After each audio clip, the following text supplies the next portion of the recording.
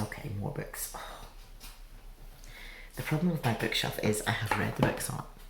I can't even say, well, I never read it, so I'll never read it now and get rid of them. They're books I've read and loved. I've got them for a specific reason. I have overthought why I'm buying them because I don't have a large book budget. So these represent decades of book choices and purchases.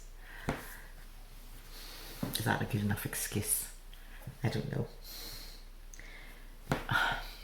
The next book is on one of my very, very favourite painters. She's not well known. Anne Redpath, 1895 to 1965 by Patrick Bourne. I love her colours. This is one of her especially best known. She was Scottish. She was key. She settled in Edinburgh and kind of had a salon once a week that anybody came to. And so she kept sustaining other people. Oh, there we go. Someone else has painted it. Sir Robin Phillipson, Anne Redpath, Portrait Interior, Oil, circa 1954. So those are the faces. And then down below there's a key to say, here's who they are. And if you look at those names, they are people who went on to become incredibly well known if they weren't already at the time of the picture. But I got this book for her pictures. There's one here that's incredibly subtle, but lovely. Look at this. And famously, towards the end of her life, her accountant said, you know, you would make a lot more money if you use less paint. Which is the difference between an accountant and a painter, as I always say. Anyway, could not part with this. Every now and then I feel the urge to lift it down and look at it just to see the beautiful colours together, so it's a keeper. Next one is Varieties of Modernism. Now we keep hearing about modernism. This is actually daring to say, well, there's not just the one. It consists of a short general introduction and 4 parts, each concentrating on a key aspect of the art of the period. So, again, we're looking at a big, heavy book. Edited by Paul Wood. So it's got the European avant-garde in the 1930s, art in America from realism to abstraction. Part 3, American modernism in the 1960s, a bit later on. Part 4, the resumption of the avant-garde. The neo-avant-garde, including Warhol's Factory, so that's obviously 1960s and later on. The bad news is it starts off in the preface by saying, this is the third of 4 books in the series Art of the 20th Century. In other words, there are more good books like this.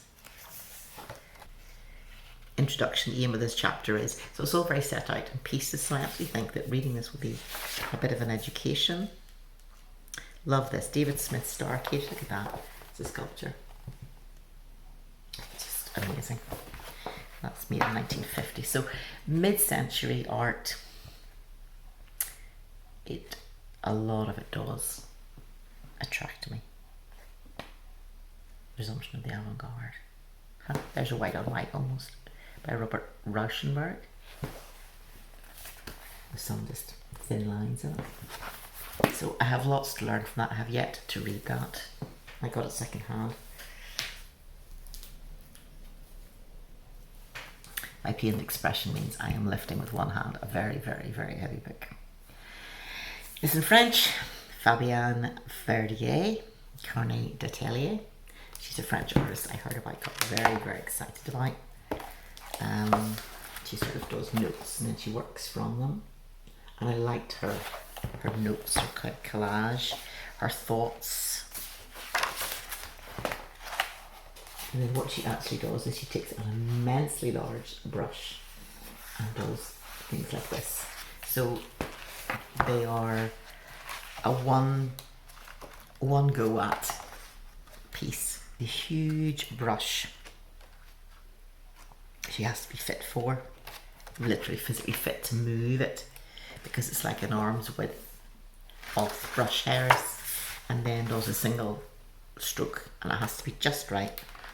So she Also went to China, interested in their kind of calligraphic movements, but also things like stars and medieval art and religious art and so forth. So, and based on the fact that it's in French, it will take me a lifetime to read this. So, but I need to see if I can get a picture of her with her brush, because it's really quite the thing when you see her. I also love her workspace. So she sits at her desk, and then she has 2 rows of cardboard boxes, and in the cardboard boxes are her loose leaf thoughts gathering on a subject as she works towards an exhibition. And I love that research she has. I know it's such a sign of an active, engaged mind, not just thinking of paint, but also of thoughts and philosophy in the world and science. Here's one of the boxes, actually, you can see she's placing different things together to make into art. So I think her process utterly fascinates me. And she would also use very thin tissue paper that you can see through and draw on to layer what she's thinking about doing. And this is the overhead picture of her atelier, her studio, and she also has room for little textiles as well. So I love the way she's working across, and look at the number of books. Obviously that's going to be attractive to me, as you well know. And here she is with her large brush painting. So that book unfortunately is a keeper. I also bought it recently at a full price. How about some light relief? Yeah, the Journal of Irreproducible Results, the best of, and they are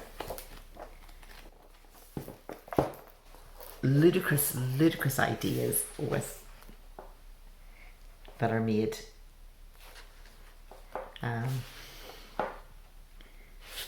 a proposed study of rubber band therapy, a treatment instead of a treat, so that you kind of take the rubber band and use it to discourage yourself from reaching those packets of cigarettes. Why it's later than you think. So they'll take just a general phrase, and then they'll produce a whole load of diagnostics and statistics and ways to do it, and make it sound like it's pseudoscience. Hilarious, fabulous. If you know a scientist who likes humour, you gotta go with it. Okay, becoming who you are. This is now a total switch to faith, insights from the true self from Thomas Merton. Becoming who you are. I think this is straight from my husband's library. And something under the bed is drooling, because we must have contrast, and I'm just checking that you're still awake after all this time. Calvin Hobbes. And this one is unusual. It is a book of prints that were done in Northern Ireland, impressions, an exhibition of contemporary prints from the collection of artworks managed by the Department of Finance and Personnel in the Office of Public Works. Doesn't that just sound fabulous? Or not? But anyway, there were some things in it that just caught my eye. Printmaking, of course, has widely various techniques and styles, so every page is a different one. Gives you the name of the artist on the other side. So it's in a way a kind of snapshot of what has been made. Take away. So it is irreplaceable. If I get rid of this now, chance of getting it again, 0. And it's people based in Ireland, so it's quite specific to a region. Most of these people now are born or based in Dublin by the looks of it. There's one in Belfast, lives and works in County Sligo, Belfast, County Down, David Crone. And I think I need to keep this as a way into doing the knowledge on the arts in the UK and in Ireland.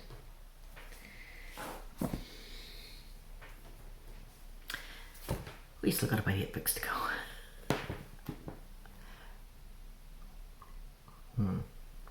This may be the video I edit the most.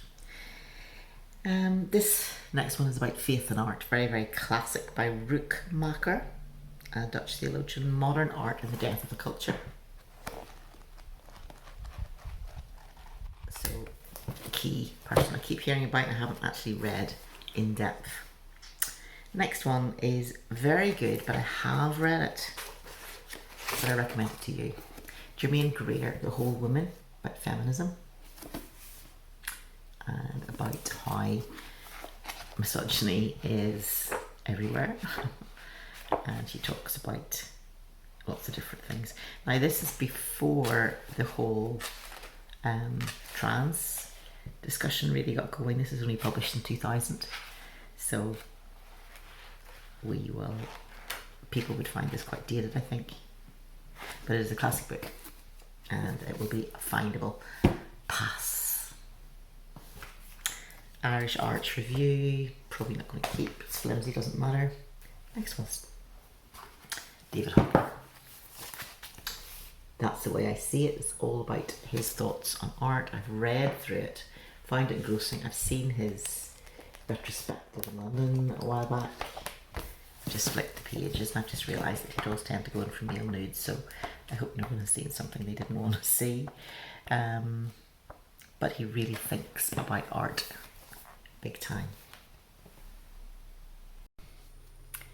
Last 4 books. I'm going to have to revisit. This has been such a long video, I will have to edit it mercilessly. And because I keep chatting about things that interest me.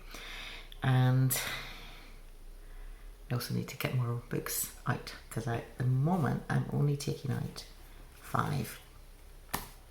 And I would have liked really to have culled a third of what I currently have, but as I say, a lot of it is books that are special, hard to get back again. Here's another one, monograph on one artist, Paul Nash. And I got this at an exhibition. You may notice a theme cropping up here. Yeah, go to the exhibition. And he painted sort of mid 1930s, modernism, and he got pulled into First World War maybe it's the First World War. He's very famous for pictures like these, We Are Making a New World. And he could see the damage on the landscape, he could see the damage to the people. He was disturbed by it. He was a war artist. And it also had to be sanitised. He could not show any dead bodies, and so he expressed it in terms of the violence done to the landscape. He was a landscape painter by interest, very, very English ones, and you also get into then surrealism, so you start to see weird juxtapositions, arguably partly in response to the strange world that was left behind after the devastations of the wars, and as he started to head into more wars. So you will see here photographs and then his drawings, studies. So you can kind of see where he's starting from this photograph and then making those. And then here's another set, another couple.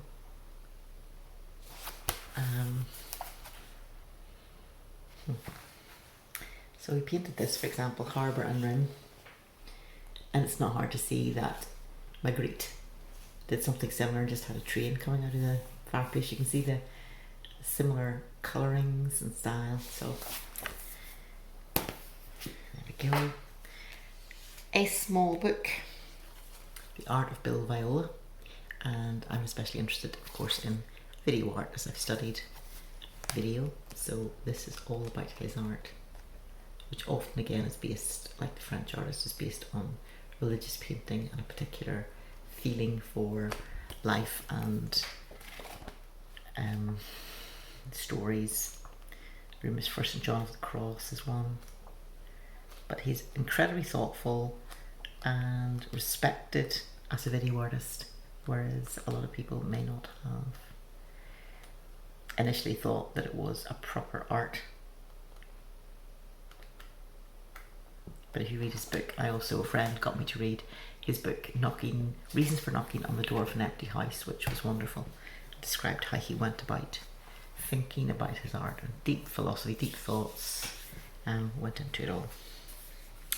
Now, a book on prints by Howard Hodgkin. We've seen some of his art already, so these are, look at all the amount of words as well as fantastic prints. I love his colour palette, his sense of the brush stroke. That's just a pleasure to look at as well as to read about him. And the very final book is a candidate for possibly getting rid of. Pioneers of Modern Graphic Design, A Complete History. I've just seen something in the back that I absolutely love. Saul Bass. His film posters and credits were just astonishing. I think I'm just going to argue with myself that this could be similar material found somewhere else. Here's a famous one, Art Deco, Film Metropolis, classic design. Yeah. Here's one that's almost entirely text, and yet it's a kind of picture at the same time. No More War by, it's a competition, right. So I'm going to be firm, and it is a pretty big book, so that's one save.